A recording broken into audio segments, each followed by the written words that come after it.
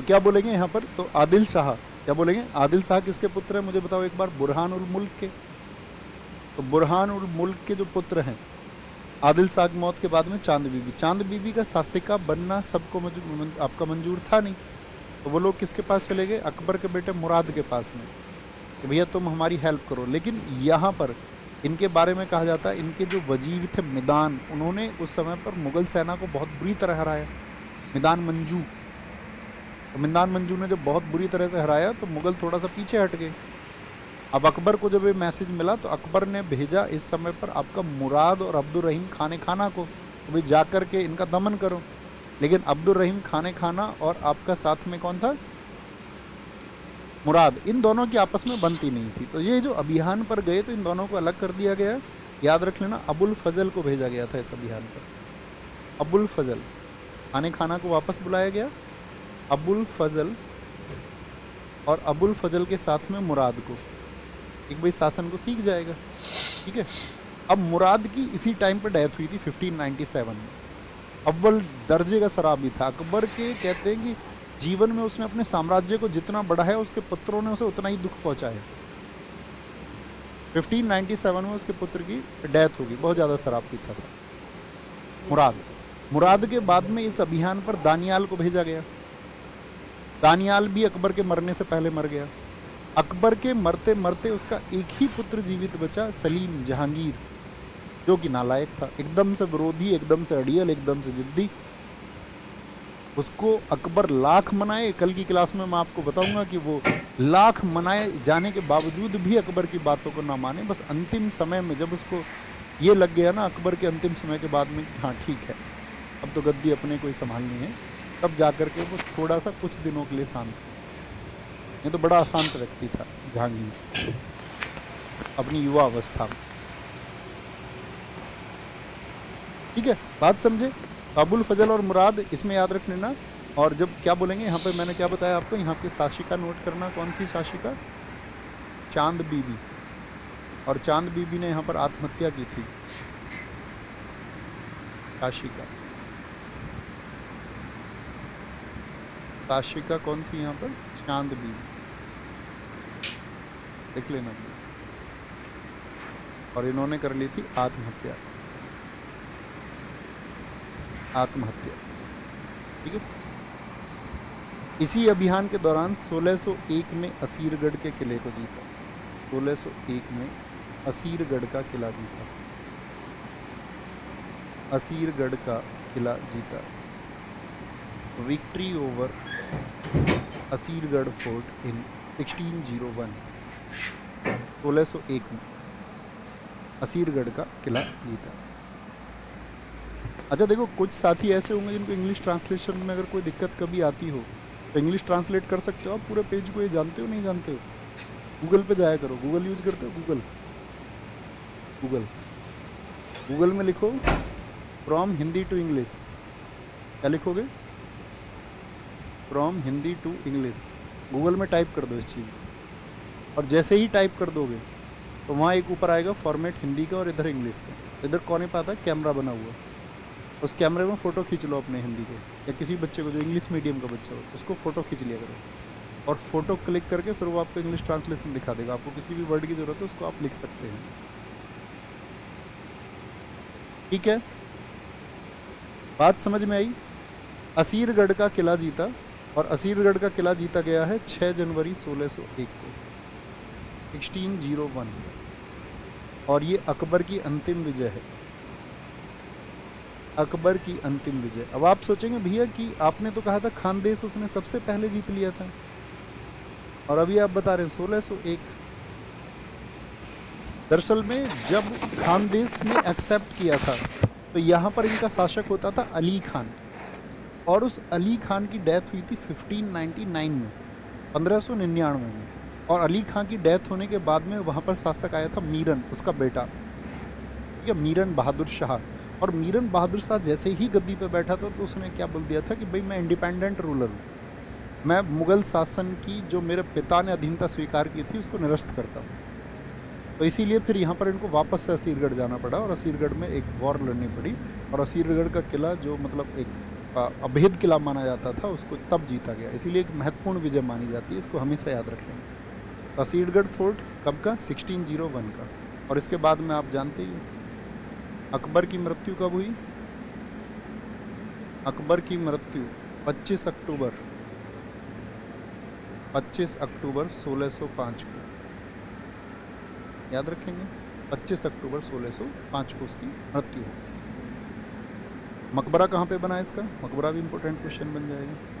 अकबर बीमार रहा था, इसको मतलब दस्त लग गए थे, दस्त समझते हो? डायरिया, पेचिस।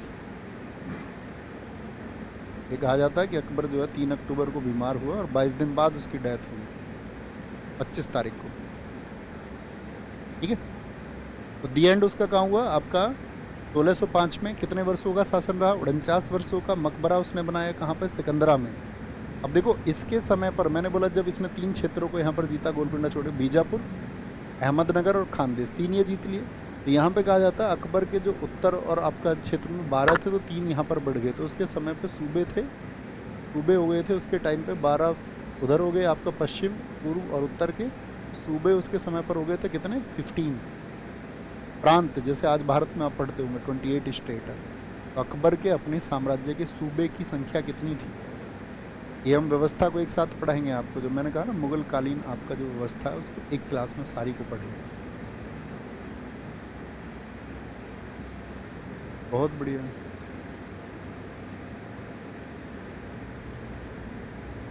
लगाने होंगे भाई, पेड़ लगाने चाहिए। ऊपर दिखाएं, बच्चे ने बड़ा अच्छा कुछ लिखा है रिलेटिव्स। अकबर ने सोने की चाबी से दरवाज़ा खोला था किस विजय पे? ये कह रहे हैं लॉयन क्लासेस। दोस्त यही विजय है। असीरगढ़ के किले को ही कहा जाता है कि दक्षिण की उसकी विजय के जो कारण है वो सोने की चाबी से उसने दरवाज़ा खोला, क्योंकि यहाँ पे अकबर ने बहुत दान दिया था, बहुत धन उसने बांटा था। तो इतिहासकार एल.पी. शर्मा ने इस बात को कहा है। बहुत बढ़िया, ठीक है जी, बात क्लियर है, इतनी बात में कोई दिक्कत तो नहीं। अब आ जाते हैं छोटे से टॉपिक, और आज का हमारा इंपॉर्टेंट टॉपिक भी रहेगा अकबर के नवरत्न। नोट करें, कितने नवरत्न? नव माने 9। अकबर के नवरत्न, नवरत्न ऑफ अकबर। बहुत ध्यान से सुनना भैया, नवरत्नाज ऑफ अकबर।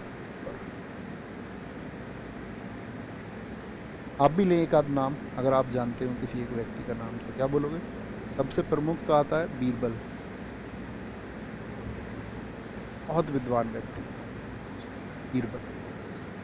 वास्तविक नाम, इसका असली नाम क्या था? वास्तविक नाम था इसका महेश दास, महेश दास। ये वो क्लास 3-15 से दूर।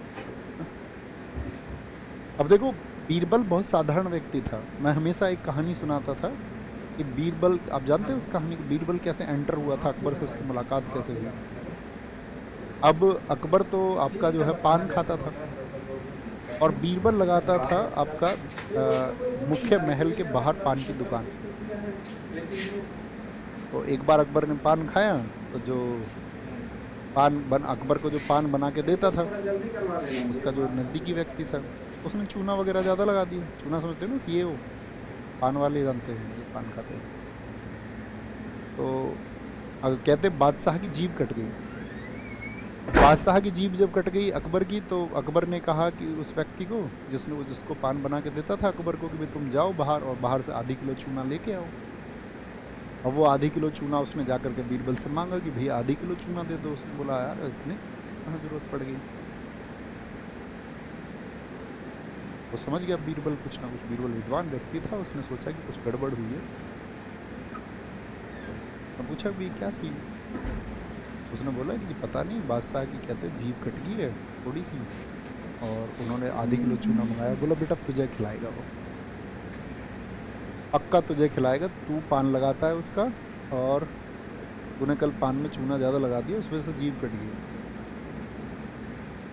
तो कहते बीरबल ने उसको घी और दिया साथ में, ये घी ले जाओ, बादशाह जब तुझे चूना खाने को कहे तो तू घी पी ले। तो वो तो गया चूना लेके, वही बात हुई, बादशाह ने उससे कहा, उसने बादशाह जाके ये रहा जी चूना। अकबर ने कहा ठीक है, तो उसे खा जाओ चूने को, अब पता चलेगा बेटा तुम्हारे अंदर जब तुम्हारा स्मॉल इंटेस्टाइन कटेगा, लार्ज इंटेस्टाइन कटेगा। बादशाह की तो जीभ कटी है, तुम्हारी आंतें कटेंगी। अब उसने चूना खाया, जैसा बीरबल ने उसको कह रखा था कि पक्का तुझे ही खिलाएगा तो घी पी लेना ऊपर से, उसने घी पी लिया ऊपर से। अब जब घी उसने ऊपर से पी लिया तो बच गया, उसकी जान बच गई। तो उस समय कहा जाता है कि अकबर ने उसको देखा, ये किस्सा है एक, उसमें वैज्ञानिकता कितनी है पता नहीं। अब अकबर ने देखा उसको अगले दिन, अब भाई तू यार जिंदा जिंदा डोल रहा है, तुझे मर जाना चाहिए था इतना चूना खा के, तू जिंदा ही घूम रहा है अभी। तब उसने बताया जी मेरी जान ऐसे ऐसे उस व्यक्ति ने बचाई है, बीरबल ने। तो कहा ले क्या हो रहा, मैंने तुम्हें बताया ना उसको इंटेलेक्चुअल पर्सन चाहिए थे, मूर्खों से उसका कोई वास्ता नहीं है। तुम भी अपनी ज़िंदगी में ये सोच लो, जितने मूर्ख हैं बॉयकॉट कर दो, मैं सही बता रहा हूँ तुम्हें, नहीं तुम्हें जीवन में दुखी पहुँचाएंगे और कुछ नहीं। दूसरा अबुल फजल, अबुल फजल, अबुल फजल। हाँ एक और चीज़ पूछी जाती है, इसकी जो मृत्यु हुई थी ना बीरबल की, वो हुई थी अफगानिस्तान अभियान के दौरान। अफगानिस्तान अभियान, बहुत सारे किस्से हैं अकबर बीरबल, गजब गजब किस्से। अफगानिस्तान अभियान के दौरान मौत हो गई, मृत्यु। अबुल फजल, देखो अबुल फजल को किन किन चीज़ों के लिए जाना जाता है। अबुल फजल को जाना जाता है, एक तो बाइबिल का जो फारसी ट्रांसलेशन किया, बाइबिल का फारसी अनुवाद किसने किया है, Persian translation of Bible, Persian translation, Persian translation of Bible, Bible का फारसी में अनुवाद। ठीक है, पिता का नाम याद रख लेना, बहुत पूछा जाता है, शेख मुबारक नागौरी, शेख मुबारक नागौरी।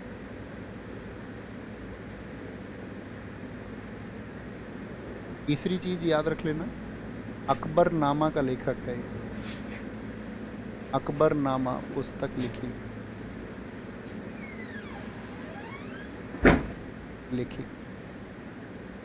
अकबरनामा पुस्तक।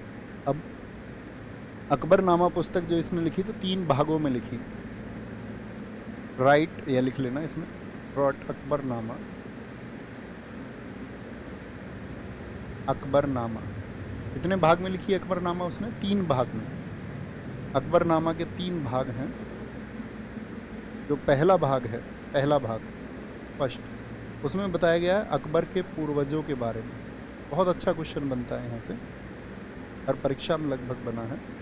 Ancestors of Akbar, ancestors of Akbar, Akbarnama के पहले भाग में किस बारे में बताया गया है। जो सेकंड पार्ट है उसका, वो बताता है अकबर के शासनकाल की घटनाएं, अकबर के शासनकाल की घटना, यानी कौन सा युद्ध उसने किया, जैसे आज जो हम जान रहे थे, अकबर के शासनकाल की घटनाएं, यानी कि event of Akbar's reign, event of Akbar's reign, Akbar के शासनकाल की प्रमुख घटनाएं थी। तीसरे जो पार्ट है, तीसरे पार्ट को हम बोलते हैं आईने अकबरी, पूछा भी जाता है बहुत बार। अकबरनामा के किस भाग को आईने, आइन ए भी बोलते हैं, आईने बोल दो एक ही बात है, आईने अकबरी कहते हैं। इस भाग को कहते हैं भाई साहब थर्ड। और तीसरे भाग में क्या है, इसमें अकबर का जो प्रशासन है, यानी कि उसका एडमिनिस्ट्रेशन, उसके समय पे जो राजस्व लिया जाता था, रेवेन्यू, या अकबर के समय पे जो आपका कौन कौन से रीति रिवाज कस्टम्स थे, या उस समय की संस्कृति कैसी थी, कल्चर कैसा था। संस्कृति यानी हम कह सकते हैं administration, revenue, rituals and customs and culture, इन सब की बात की गई है थर्ड पार्ट में। ये है अकबरनामा। किसने लिखी अकबरनामा? अबुल फजल ने। लेकिन याद रख लेना, एक पुस्तक अबुल फजल के अकबरनामा से भी ज़्यादा विश्वसनीय मानी जाती है, जिसको कहा जाता है तबकात अकबरी। तबकात अकबरी पुस्तक का लेखक कौन है, ये भी आप किनारे पर लिख लेना। मैं उसका प्रश्न भी आपके लिए लेकर के आया हूँ आज। एक पुस्तक है तबकात अकबरी, कहीं किनारे पे लिखना, ये भी अकबर के बारे में और इससे ज़्यादा विश्वसनीय है। तबकात अकबरी। कहते हैं कि अबुल फजल ने तो बहुत सारी चीज़ों को बढ़ा चढ़ा के दिखाया है। तबकात अकबरी, इसको लिखा निज़ामुद्दीन अहमद ने लिखा है, निज़ामुद्दीन अहमद ने इसको लिखा है। कल मैं आपको बताऊंगा जहांगीर के, या भी लिखवा देते हो तो छोटा सा याद आ जाएगा। दरअसल में अबुल फजल की जो हत्या की थी वो अकबर के बेटे जहांगीर ने की थी, क्योंकि अकबर जहांगीर को बार बार मनाता था कि बेटा तुम शैतानी मत करो। एक बार उसने इसको भी भेज दिया, अबुल फजल को भी। अब जहांगीर को ये बात इतनी बुरी लग गई थी कि उसने वीर सिंह बुंदेला से हत्या करवा दी अबुल फजल की। ये बात भी लिख लो, अबुल फजल की हत्या जहांगीर ने करवाई थी।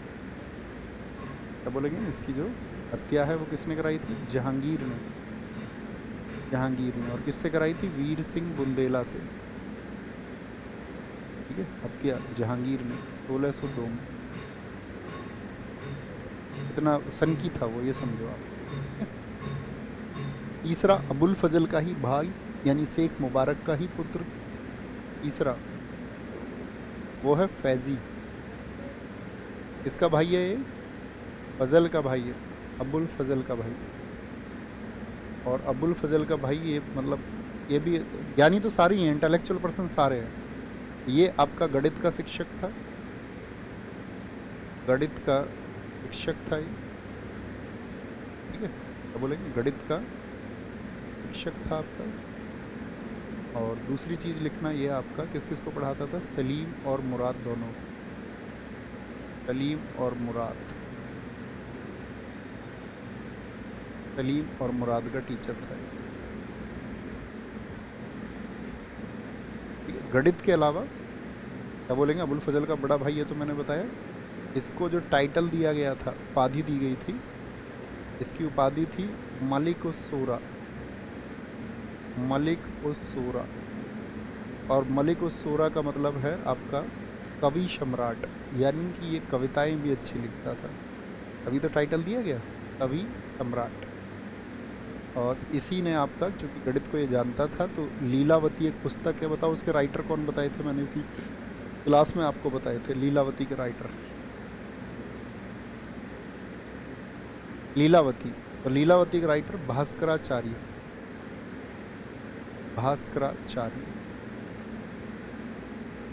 लीलावती भास्कराचार्य ने जो लिखा है लीलावती का फारसी में अनुवाद।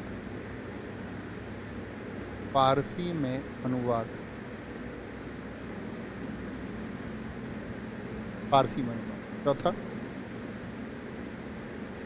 फैजी के अलावा और नाम लिखिए कोई एक, जानते हो आप? भास्कराचार्य बहुत सारे साथियों ने बताया। Very good. तो क्या बोलेंगे, चौथा व्यक्ति जो हुआ वो है टोडरमल। टोडरमल मैं आपको बता चुका, टोडरमल ने कौन सी प्रथा लागू की थी? टोडरमल है अकबर का वित्त मंत्री।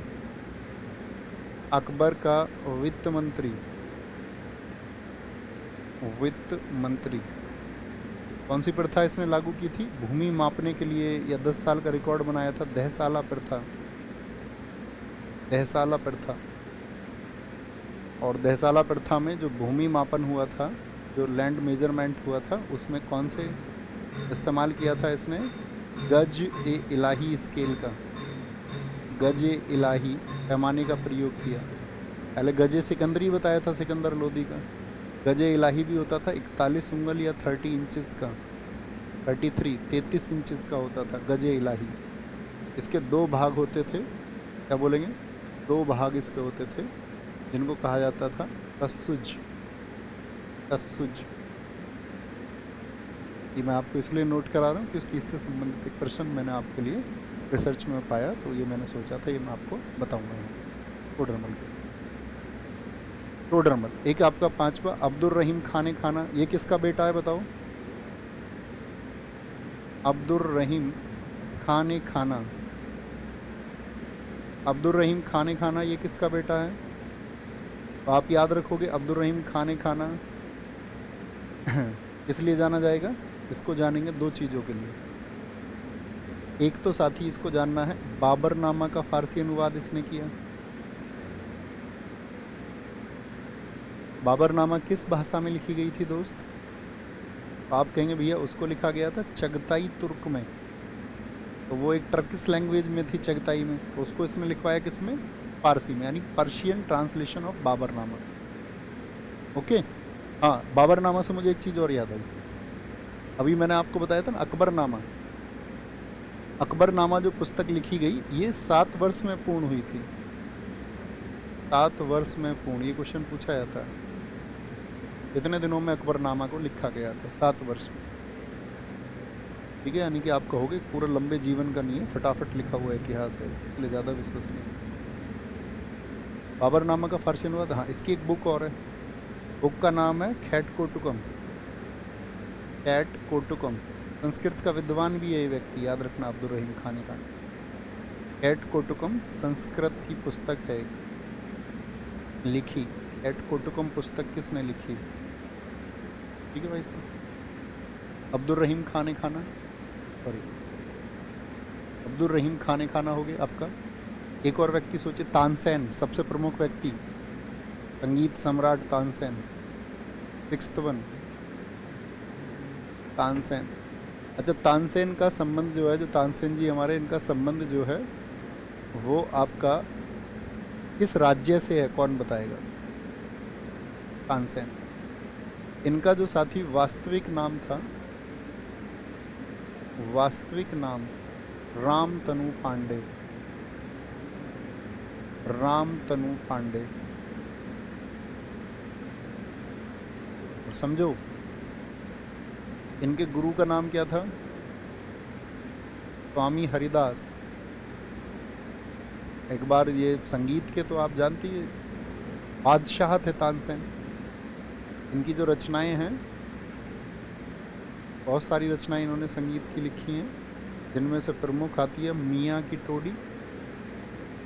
मियाँ की टोडी, एसएससी ने हर एक क्वेश्चन पूछा है। मियाँ की टोडी, मियाँ की टोडी को लिखा है। संगीत सार,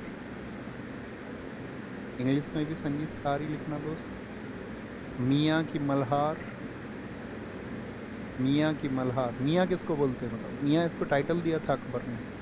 मियाँ का मतलब ही होता है विद्वान व्यक्ति। जैसा आप किसे बोले ना कि मियाँ ज़रा गौर फरमाइए, इसका मतलब आप उसको सम्मान दे रहे हैं, आप ये कह रहे हैं विद्वान, इंटेलेक्चुअल पर्सन आप उसको मान रहे हैं। ठीक है। रागमाला, रागमाला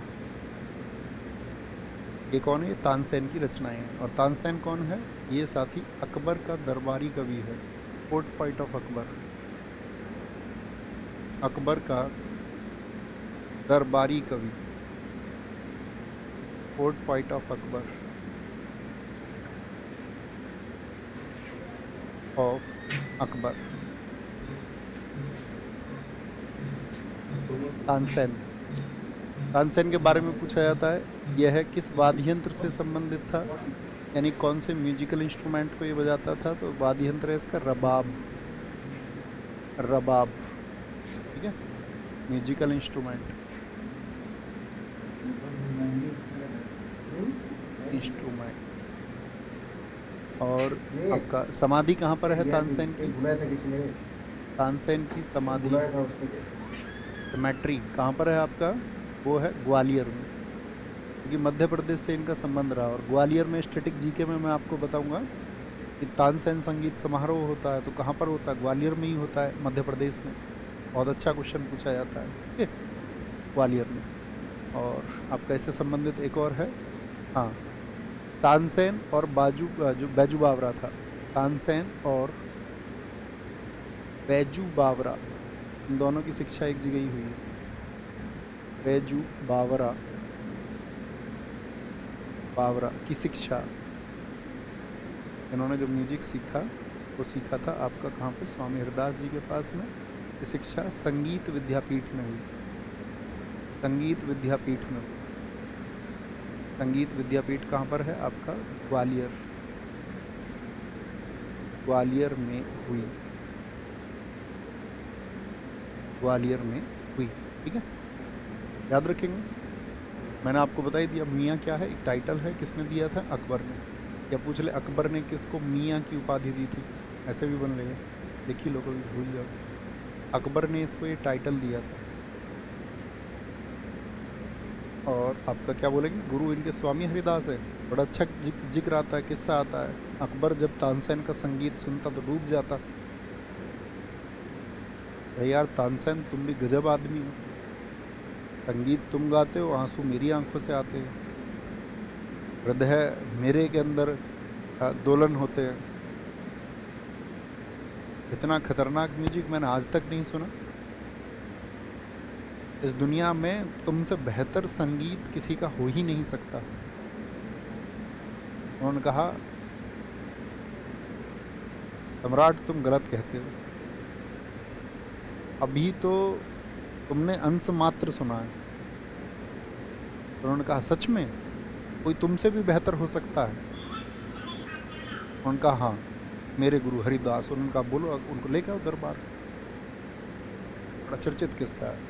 बोले दरबार वरबार नहीं आते वो, भूल में मत रहना तुम किसी में कि वो दरबार आएंगे। अकबर ही सुनने गया, हेड पे बैठ के कहते छुप के तानसेन के जो गुरु स्वामी हरिदास जब उन्होंने संगीत अपना शुरू किया तो कहते अकबर मतलब रोता रहा बैठे हुए आपका तानसेन के साथ संगीत सुन करके। हाँ तानसेन तू कुछ भी नहीं है यार, तो बेकार आदमी, मैं तो तुझे सबसे बेहतर समझता था,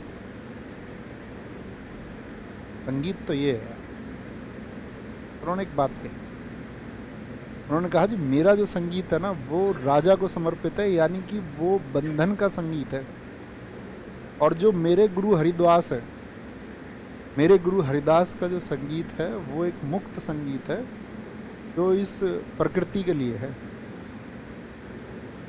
जो इस ब्रह्मांड के रचयिता के लिए है। तो हम दोनों की तुलना ही नहीं हो सकती। अब इससे लेसन क्या है, तुम वो सीखो। लेसन ये है कि तुम जिसको सबसे बेहतर समझते हो, तुम्हारी नज़र में जो थॉट प्रोसेस सबसे बेहतर है, या तुम्हारी नज़र में जो फैक्ट सबसे बेहतर है। जैसे मैंने तुम्हें एक दिन एक शब्द बताया था, तुम्हें दुनिया में कुछ छोड़ना हो तो प्रेजुडाइज छोड़ना, पूर्वाग्रह को छोड़ना। हम सब करो, याद है वो शब्द। आपको जीवन में रिसर्च करनी हो किसी एक शब्द पर, एक शब्द को सबसे ज़्यादा समझना हो तो पूर्वाग्रह को समझना। तो आप कहेंगे हाँ, यानी कि कुछ चीज़ें हमको लगती हैं कि हाँ ठीक है, जैसे उसको लग रहा है कि सबसे बेहतर यही है, इससे बेहतर व्यवस्था कोई हो ही नहीं सकती तानसेन से बेहतर। लेकिन उसे बाद में रियलाइज़ हुआ कि तानसेन से भी बेहतर व्यवस्था एक स्वामी हरिदास हैं। ठीक है, Tansen fort fight of Akbar, सातवां मानसिंह आप जानते ही, कमांडर थे। मानसिंह एक कमांडर, ठीक है। आठवां, भैया मक्खी आ गई क्लास करने, ले जाओ ले जाओ। आठवां, मुल्ला दो प्याजा, बीरबल का प्रतिद्वंदी। अकबर को बड़ा मजा आता था ये दोनों जब बहस करते थे। मुल्ला दो प्याजा, बीरबल का प्रतिद्वंदी, अपोनेंट ऑफ बीरबल, बीरबल का प्रतिद्वंदी। बड़ा कलाकार था ये दोनों, ये बहस करते थे, अकबर इनकी मजे लेता रहता दोनों के। जैसे मुल्ला दो प्याजा ने कहा महाराज रात तो जो है हम शिकार पर गए और बड़े कमाल की बात हुई। एक तो शहद का कुआं था, उसमें तो महाराज जब हम शिकार पर जा रहे थे तो एकदम से उस शहद के कुएं में तो महाराज आप गिरे, अकबर को कह रहा था वो, और कह रहा था बीरबल गिर गया जी उसमें पोटी के कुएं में। पोटी का कुआं समझ रहे हो? तो उसने कहा कि ये बीरबल तो जी पोटी के कुएं में गिर गया। तो अकबर जो बीरबल है वो तो मतलब एकदम से हाजिर जवाब था। उसने कहा, और सब लोग हंस रहे थे दरबारी, तो बीरबल ने भी कहा, उसने कहा हाँ हाँ महाराज ये बिल्कुल ठीक कह रहे हैं, लेकिन इसके आगे का सपना मैंने देखा। अब तुम समझ लो, मतलब थोड़ा सा ऐसा है, हमने पढ़ा था हम छोटे थे। और उन्होंने कहा महाराज इन्होंने तो फिर तो, तुम शहद में थे तो शहद में तो तुमको तो किसी और ने चाट के साफ किया, और हम तो जो उसमें पोटी के कुएं में से निकले थे तो हमको तो चाट के साफ किया इन्होंने ही, मुल्ला दो प्याजा ने। तो ऐसे इनकी प्रतिद्वंदिता होती थी बहुत ज़्यादा, दोनों एक दूसरे के, मतलब अकबर इनके बीच में बैठ करके और वो इनके किस्सों पर हंसता रहता था दोनों के। मुल्ला दो प्याजा। नवा, फ़कीर अजीउद्दीन। अरे पेन कैसे हो गया यार, इसमें पंख कहाँ से आ गया है? ये क्या है? अरे अरे अरे, मक्खी ने कर दिया तुम्हारा। मैं कह रहा हूँ मेरे हाथ में पंख कहाँ से आ गया, मैं ऋषि विसी तो नहीं बनी।